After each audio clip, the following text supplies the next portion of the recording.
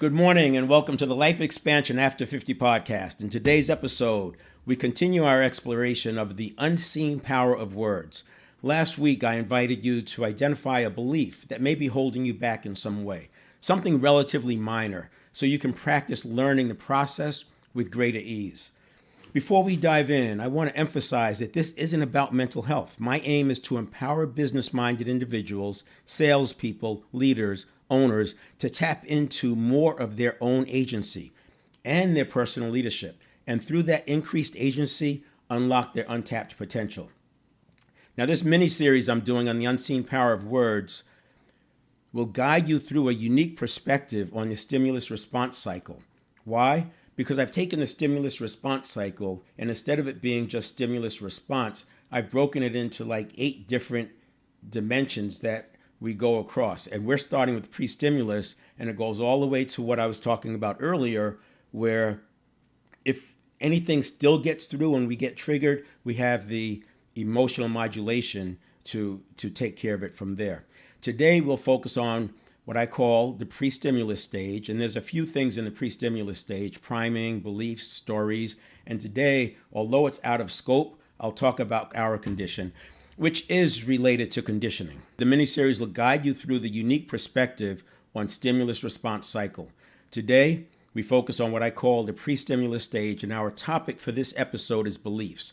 Beliefs lead to stories, and stories lead to the words that we say to ourselves over and over. This is why it's said that life and death are in the power of the tongue. Getting a handle on our self-talk is an important milestone in designing that life that we'll love living. Most of our beliefs were formed before we turned 10 years old. You may have heard the saying, "You are what you were when you were 10." To understand this, think about the events and influences shaping our early years. For my generation, it might have been news headlines, while for Gen Z and Gen Alpha, it could be social media trends. This reflects the fact that much of our foundational conditioning happens between ages 0 and 7. Understanding this is important because as you work to break through perceived upper limits and elevate your life, you'll often find that resistance has roots in that early conditioning. That brings me to another key point. This podcast is centered around life expansion. By the time most people reach 30 and then on through 50 years of age, they've developed routines, living largely on autopilot, out of habit, repeating the past, living the past over and over, while at the same time yearning for a different future. Sometimes they give up on that dream. Imagine if there were a button that you could press to reset that early conditioning to better serve the life you're living now, or better yet, the life you dream of creating. That's what this work is about. The work we're doing together is that reset button. I wish I could tell you it's as fast and easy as a button, but compared to living the next half of your adult life the same as you did the last half, I think 3 to 6 months is a very nice trade-off. It becomes even more meaningful if you have a goal, dream, vision, or desire that's bigger than yourself, something that may have once felt out of reach. Now, if you're content with the status quo and prefer the comfort of the familiar, this content might not resonate as strongly. Why? Because if it's true that 95% of your life is driven by habit, then tomorrow will look a lot like today, and today like yesterday.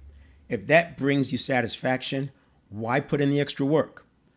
But let's consider the person determined to make the second half of their life the best half, someone who is ready to do whatever it takes.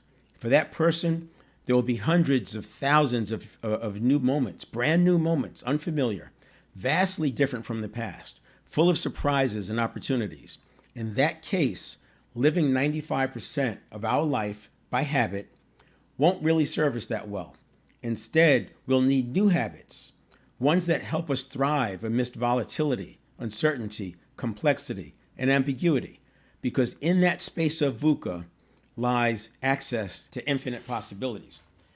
Before I got on the podcast today, I was tagged in a post, and in this post, it talked about learning and development and whether or not we should be leaning into behavior change. And it was a very interesting topic, and it was shortly before I was coming on, and I made a quick comment, and then I said, you know what, I'll mention it here, and that's what I'm doing now. It's 𝘁𝗵𝗶𝘀, B-U-R-R-I-G-H-T. But in the comments, I'll put the link to it. Essentially, my response had to do with the fact that first we have to access our agency.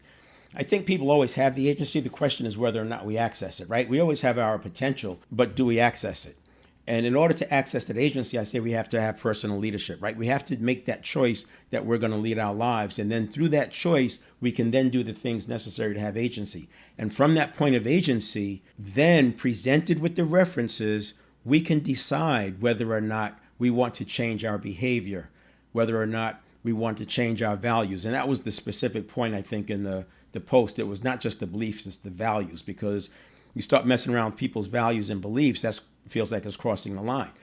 But if they have agency and you present them with the references and they choose to make that shift or not, it's on them, and that's the way it should be. So the work I do is to give you that agency. In 7 Habits of Highly Effective People, he talked about making choice. You have to have agency to make choice. And that choice, you get a very, very short period of time to do it. Something like a quarter of a second, 250 milliseconds, if that. And if you're in a triggered state or a stressed state and there's cortisol already running through your body, if you allow your reaction to become your response, then you're already cooked before you start. The point that I would like to make relative to values and beliefs is that in this work, I always start with purpose. And I'll talk about it a little bit here, but one of the things I plan to talk about is how we get into this space of beliefs and stories and our existing conditioning. There's like a loop. And if you look at that loop, it's like a big, big pot of spaghetti that you're cooking, for a large number of people.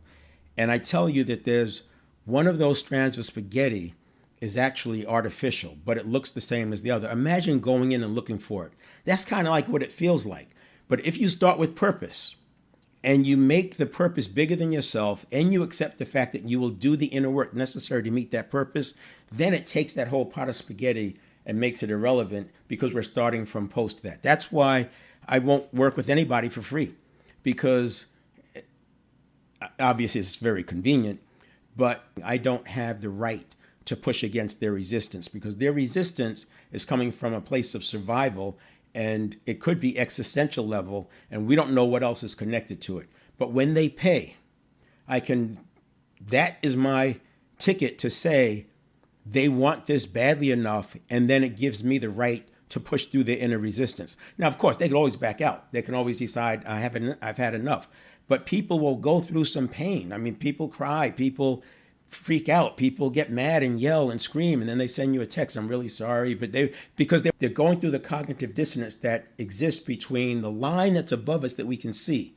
And when we go to cross that line, we enter into this new area of this new barrier of stories and beliefs and good experiences and bad experiences and trauma and violence and all this stuff that's in there. What the teacher said to me, 35 years ago, all that stuff is in here. And as we go into it, we're now pushing against doing something that we've believed most of our adult life that we can't do, that's not available to us. And in that, we get the cognitive dissonance. Just like excitement can have the same signature as anxiety, so as we go across that line, we may get excited. This is where sometimes they've been suppressing this belief that they might lose, and now this belief pops through that they might lose, because suppressing is not the way to do it, by the way. And in that moment, when this belief that is not available to them pops through, then it changes things. And that's what's happening in this cognitive dissonance. In the same way that if someone's working with the person with a phobia, the person has a phobia of snakes, as the person talks about snakes, if the phobia is strong enough, that person, they become the enemy just like the snakes, because they're trying to get this person to touch snakes. But to them, touching a snake is an existential problem. And I'm trying to get them to touch the snake. So that's why you have to do different techniques to take the subconscious out of play. And that's a big part of it. We're going to talk about that subconscious in a bit today, because it's an important point. Last week, I did this drawing, and this is a stimulus response. So if you can imagine, I started with just 2 boxes, stimulus and response. And then I made the point that it's not just stimulus response, it's stimulus reaction, choice, response. And then I made the connection that if we allow our response to equal our reaction, which I think happens largely as somebody who's over 50, I can tell you, I think that we're living 95% by habit. We're repeating things, right? And then because the habit, it fires over and over. And if you know anything about myelin and neurons, you know that with deep practice or intensity or duration or enough repetition, you get myelin wrapped around the neurons, and the neurons fire faster with more strength, precision, and accuracy. And then what happens is that they can bundle into what's called meta programs. So if you have a set of things that fire over and over, and this is why you connect. In James Clear, Atomic Habits, he talks about connecting the things you want to do with things that you're already doing, because there's a sort of a meta program kind of a view, but you're attaching it to something else that's very strong, very persistent, and it's going to be around for a while because it's become a meta program. So when you look at this stimulus reaction, this can become like a meta program for that particular stimulus, and stimulus cue, I'm using those interchangeably. And then you have choice, and then you have response. So if you make all this one thing, which can happen, in other words, my reaction, if I'm stressed, can be, like I said, a little over a tenth of a second, 150 milliseconds. If I'm stressed, that's what happens. If I let that equal my response, because my conscious mind hasn't even come online yet to bring in that logic and that experience and that wisdom, and now I'm deciding, I'm speaking, I'm potentially withdrawing, fight, flight, freeze, or faint. I'm maybe choosing to delay it. Maybe I'm just throwing up my hands and skipping it altogether.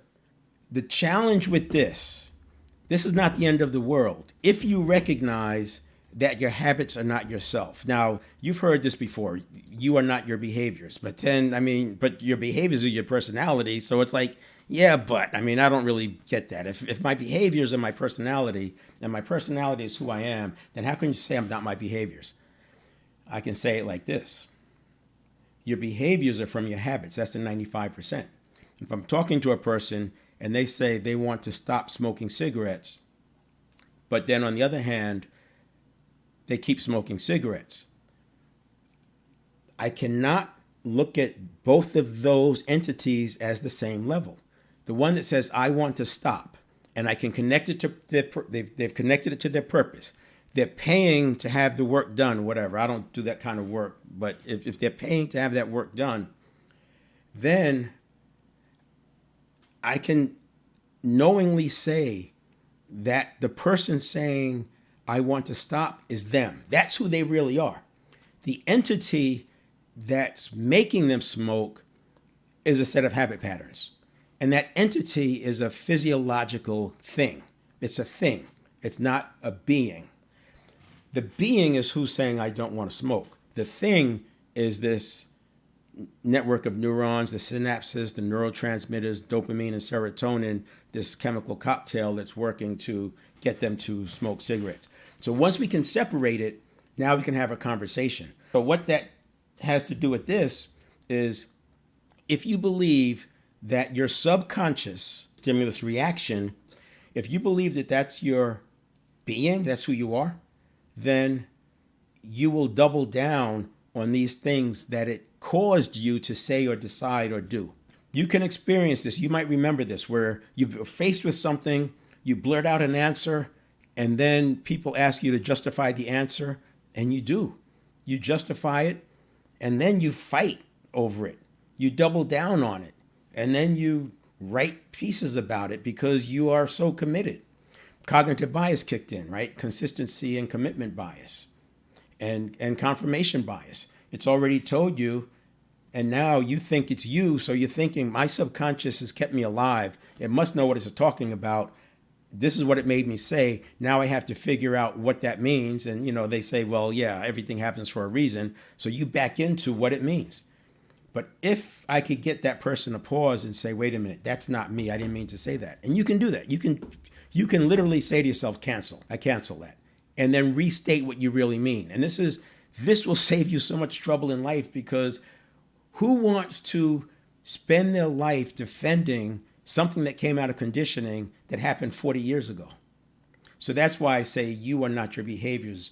Your behaviors may form your personality, but as you become a different being, your behaviors will change and your personality will then change. It's very, very hard to try to change it the other way, obviously. So this is what we talked about last week. No longer will we have the stimulus reaction equal the response. The stimulus reaction is a thing, and then there's a choice between here. So this is about a quarter of a second. This, you get about another quarter of a second, and then you have your response. Now, I talked about meta-programs. The meta-programs happen in here. But the other thing that happens in here is cognitive biases, and the cognitive biases are heuristic, and it's to speed things up for stuff that happens all the time. The thing that got my attention first with cognitive biases was Influence by Dr. Robert Cialdini. And then I started leaning into it because I saw how pervasive they were.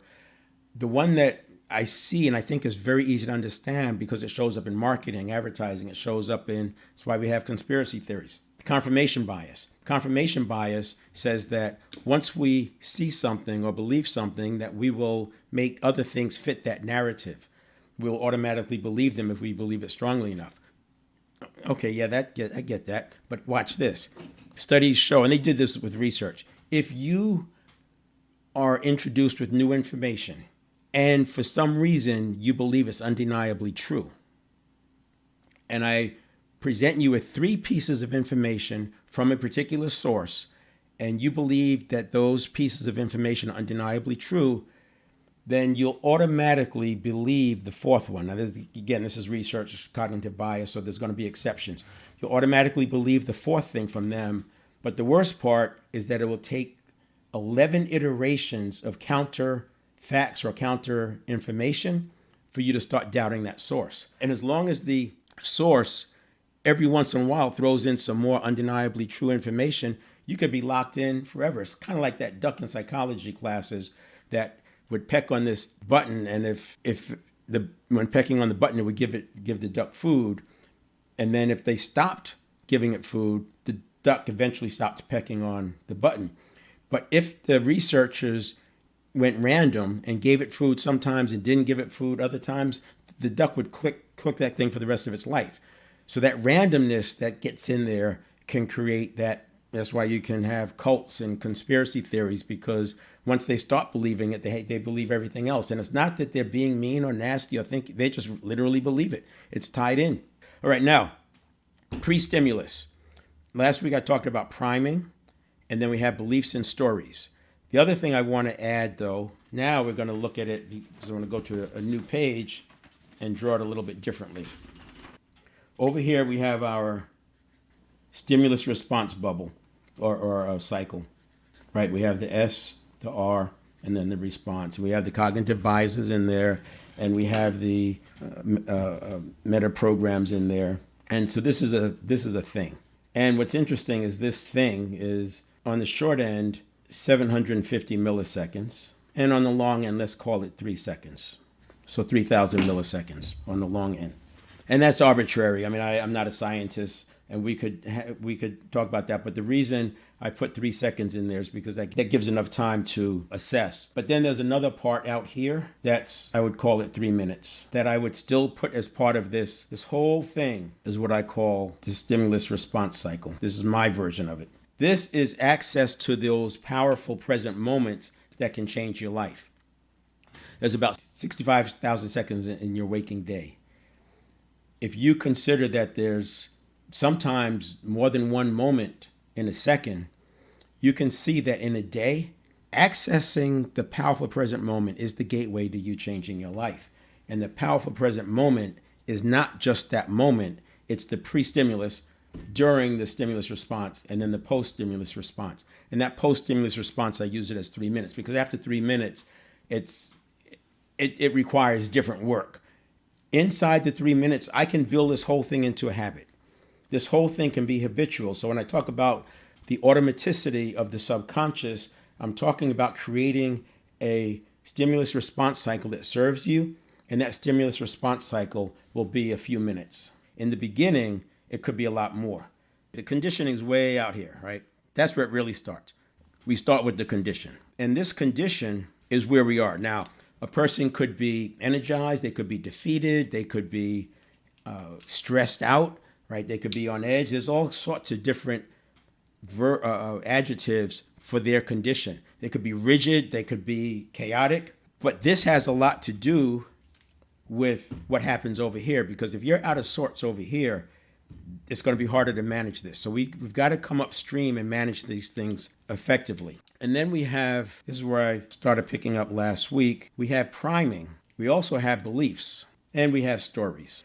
Now, what's interesting is that this becomes a cycle. We also have the condition again. And by the way, priming can be internal and it can be external. I'm going to talk about this for a moment because it ties right back to that post that I mentioned. This loop that happens, if a person is too deep into this condition that doesn't serve them, and you're talking about leadership development and it comes around to behavior change, I expect this person to resist because they're not ready for it. If they don't want the thing that is going to get them, then why would they make the change? And if you're pushing the change on them, then you're doing exactly that, pushing the change on them. I'm going to talk about this for a minute because it's an important point. I want to talk about this condition thing. So we have our belief, and that belief has created a condition, and that condition has created, you could say, a result, an experience, but it creates something. Let's just call it a result for now. And that result reinforces the belief. Because of cognitive biases and all that, they talk about my already listening.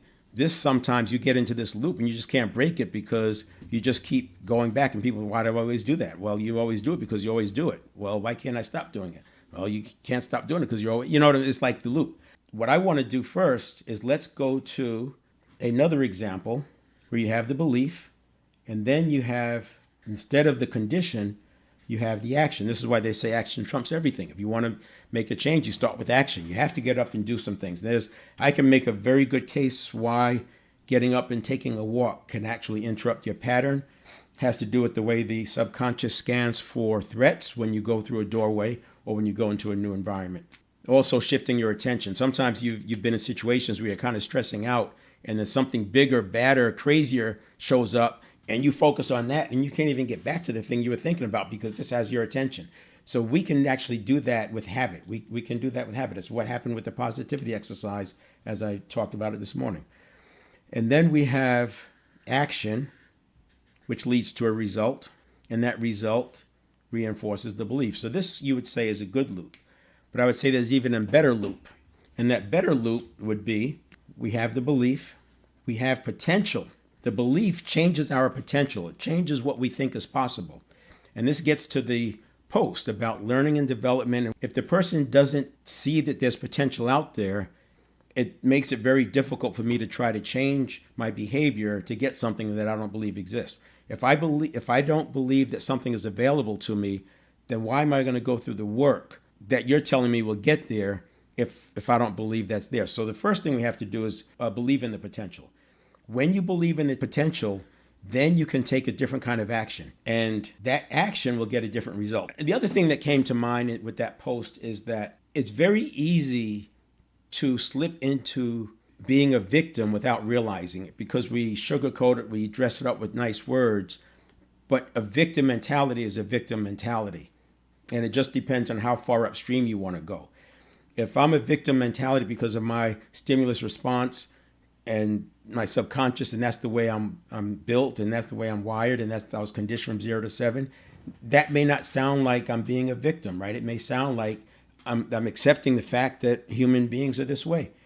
But now I'm giving you information about pre-stimulus, and if you research it, do your own testing and experimenting, and you come up with the same conclusions, and then you choose to ignore it, now you can see that you have no more right to complain because now you would be being a victim. So I think that that's a big part of it. So that's why I say start with purpose. There's a scene in the movie Black Hawk Down. They're getting ready to go back out. And one guy says, I'm ready to go back out with you.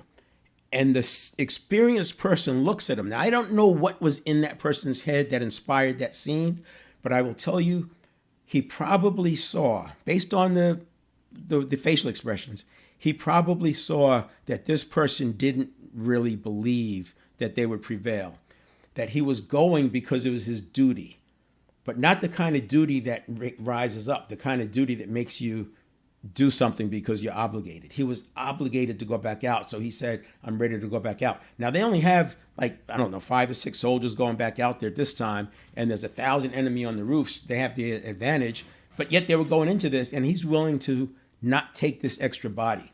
Very, very important point, because he saw that the person didn't have enough why to do it. Now, what's the big why the other ones had? It's they've accepted that this is who they are, that they will make it happen.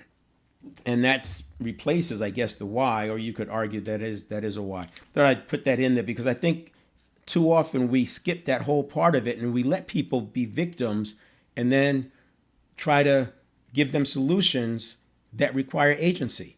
You can't take on a solution that requires agency if you're in a victim mentality. Now you have belief and my potential changes. I take action. And now I get a different result because I took a different action, because I have the potential. I believe those things are available to me. And now my belief changes. See, and then the belief can change and get bigger and bigger. So there's different ways that you could describe that. The other thing I want to talk about is I talked about condition. If you're in coaching, you probably said it yourself that you can't design a great solution from a place of lack or a place of fear. I'm going to lean into that a little bit deeper. So if we take this idea of coherence, and for this example, you can make coherence be whatever you want it to be. But just think about heart-mind coherence. The part that's coherent is moving along well, and then you have the incoherence. And the incoherence creates rigidity and chaos, sometimes at the same time. I hate everything that's going on. I can't do anything about it. I'm not going to move. I hate where I am, but I'm not going to move. Sometimes just at the same time. And then I have this view that says, if you focus too much on the rigidity and the chaos, what we focus on expands. And if it expands, that leaves less room for coherence. And so now you have very little coherence and you have a lot of incoherence. And this is what I'm using this as an example to say condition. So it's not technically, you're not going to see this in a medical book or anything. It's not technically accurate. But when I'm in the context of this stimulus response cycle, I would say that's the condition I'm talking about. And that's why we have this loop. That's why I went to those examples, because your belief creates your stories and your stories reinforce your belief. And then priming could reinforce all of that or take you even deeper. And you have external priming and internal priming, and then that creates the condition. And in order to break out of the condition, you have to take some action. My best client is the person who's tried everything. They've tried everything, they've just given up. Because I'll use those words with them when things get stuck, because the inner work is hard. It's not hard, physically hard or difficult. It's just scary because it's the unknown, and the subconscious looks at the unknown as a Serengeti tiger. So it's like every day you're like having to face this tiger, and you get tired. You get tired of facing this tiger, even though every day when you reach out to touch the tiger, it dissolves. Soon you stop reaching out to touch it because you just are aware of it, and you become aware and it dissolves. And then eventually you get to the point where you just ignore it, and then you just notice it's just a data point. The Serengeti tigers are just data points. So that's what happens in this loop.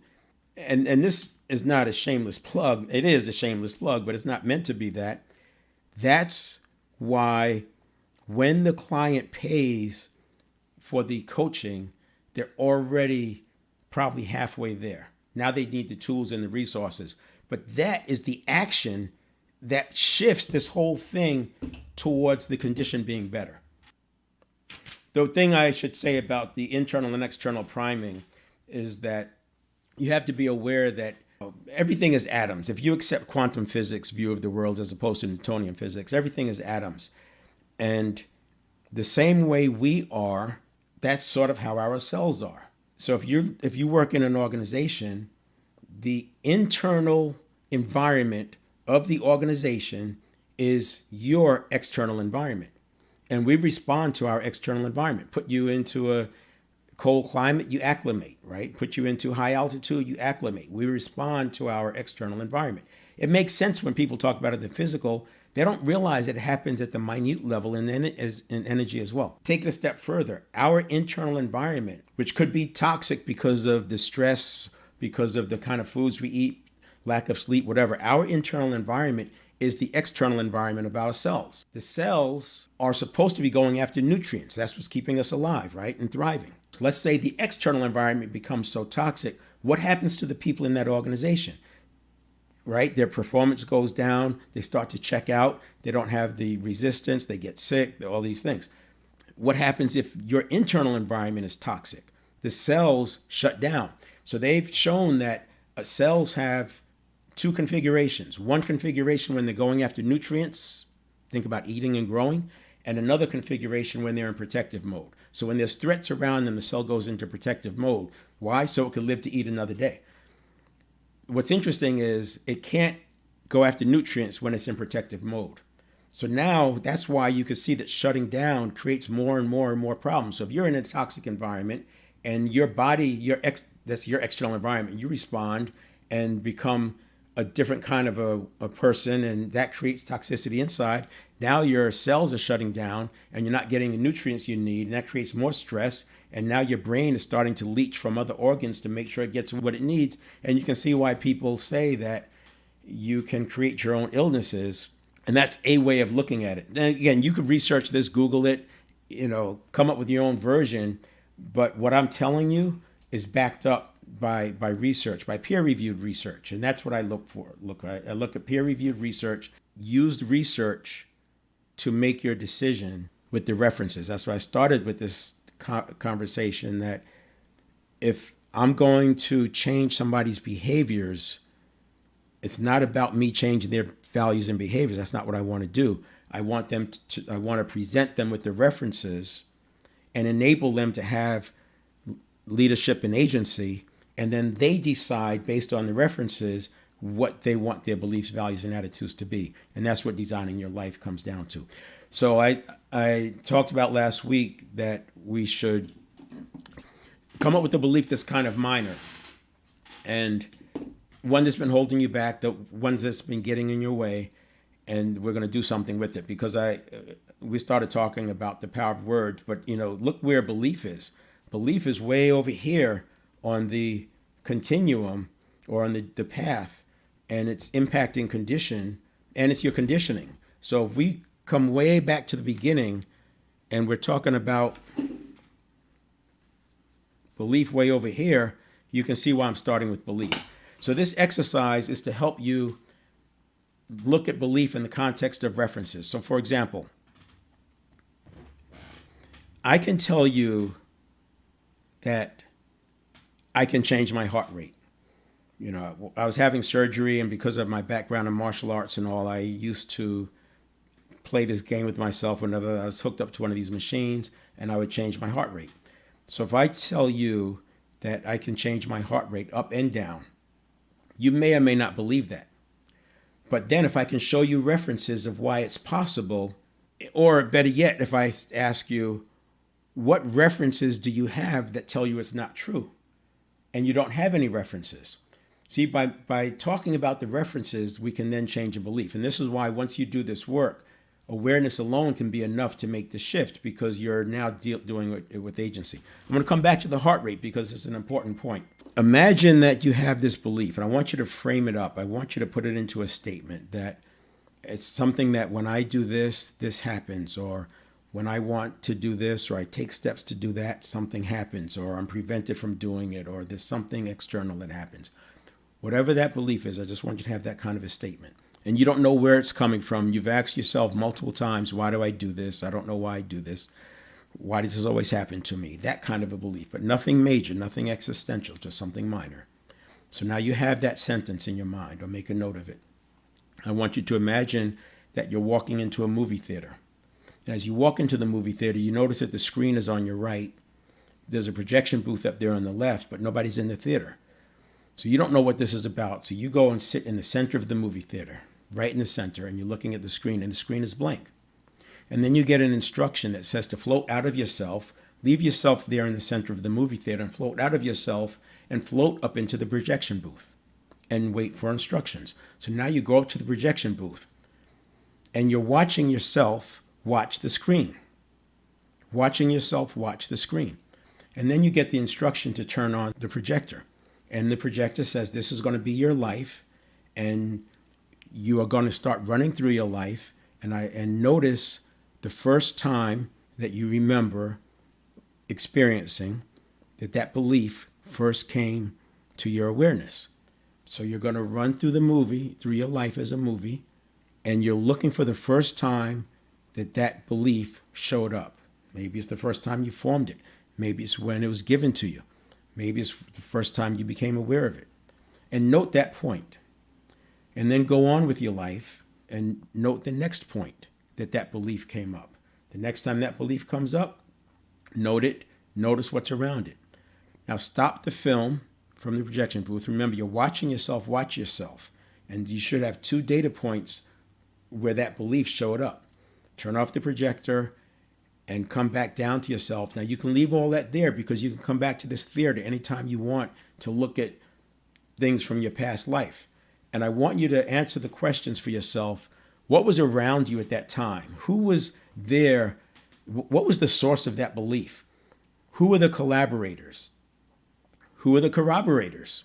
What were the other things that were around you telling you that this belief was true? So for example, for me believing I could change my heart rate, my references, the things that were around me, were other martial artists who were telling me. It was actually seeing people with instruments measuring their heart rate while people were meditating, and I could see them slow their heart rate down into the 40s and then speed it up into the 80s. So I had a belief that did it, and so I was able to act on that belief, and it gets back to I had the belief that the potential was there, and then you could do the actions, and then you get the result, and then you can keep doing that loop.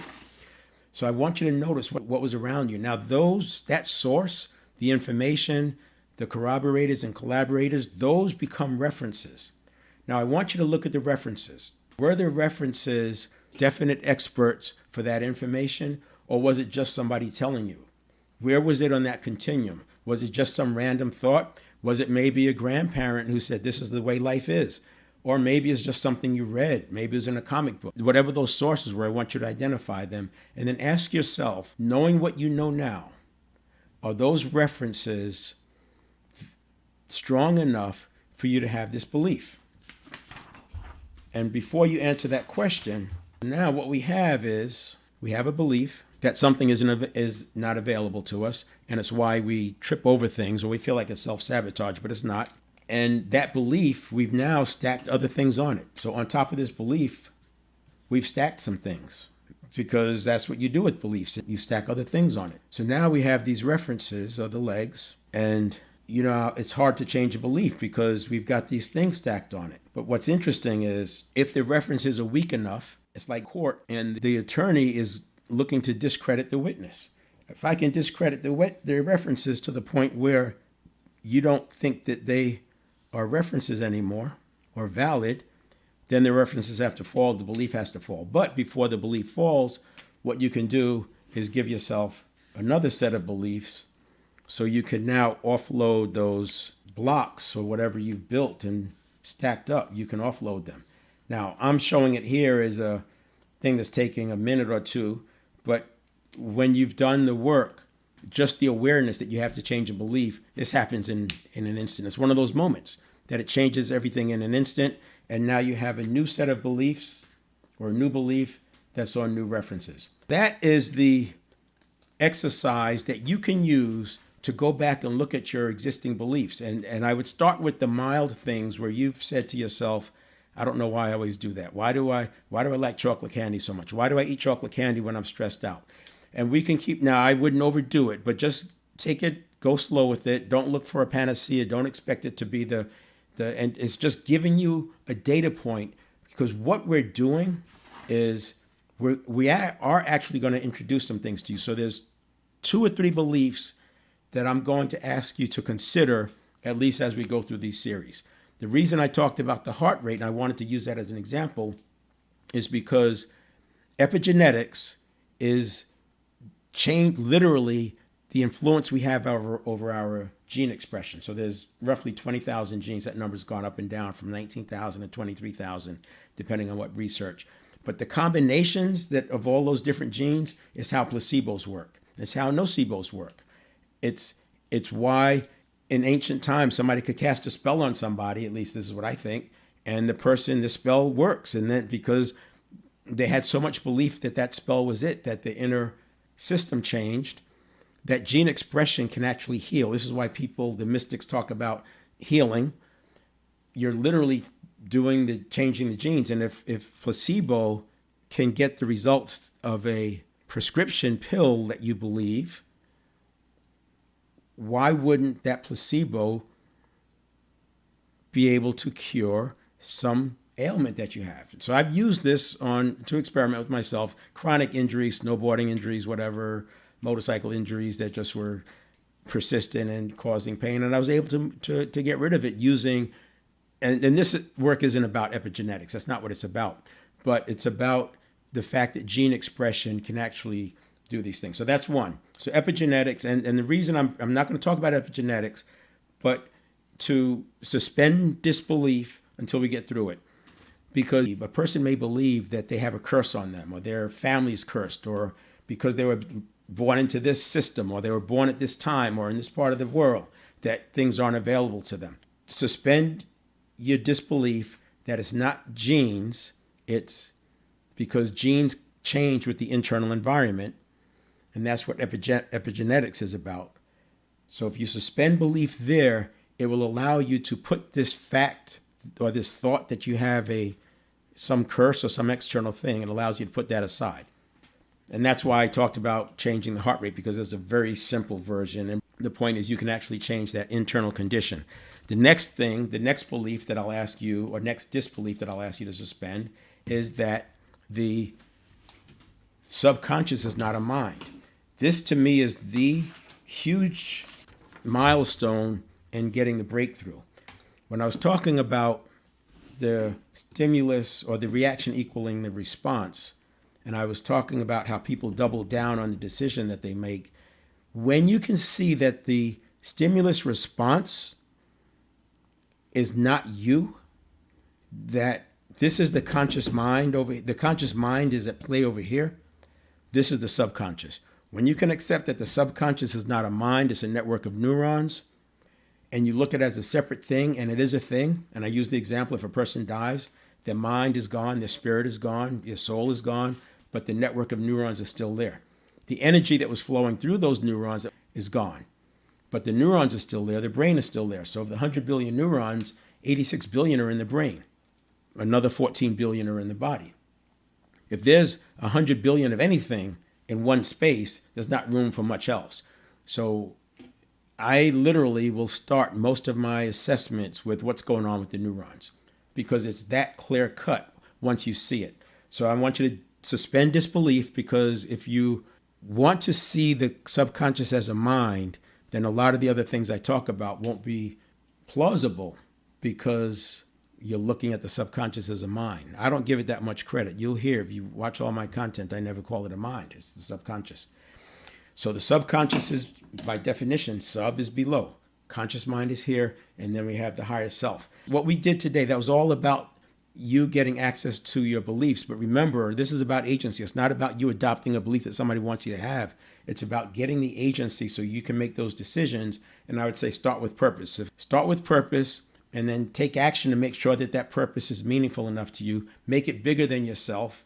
Coaches speed things up. Coaches give you insights. Coaches can give you the perspectives that you may not be seeing. So I'm going to leave it there. It will be in my live events. Last week's is in my live events, and you can watch that one to get the piece about setting up the belief thing and the stimulus response. And then next week, we'll get into the vocabulary, speaking specifically about transformational vocabulary and why words have so much power, why they're like our internal priming, how they interact with other people's external priming, and how words actually can create our condition for good or for bad. So we'll see you then. Take care.